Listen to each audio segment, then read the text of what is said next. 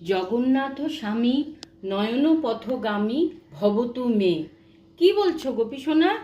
জয় জগন্নাথ কেন বলছো? তুমি জগন্নাথ দেব, বলভদ্র, সুভদ্রা সবাইকে নিয়ে বসে আছো। আর দেখো, এইখানে দেখো কি আছে, দেখাচ্ছি তোমাকে কি রয়েছে।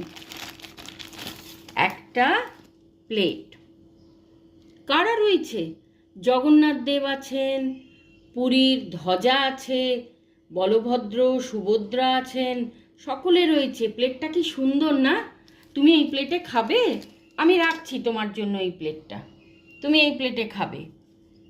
কোথায় যেতে চাইছো? পুরী না দীঘা?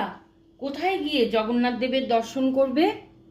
এক্ষুনি নিয়ে যেতে পারবো না সোনা, সামনেই মাম্মামের এর ফাইনাল পরীক্ষাটা হয়ে যাক, তারপরে তোমাকে নিয়ে যাব।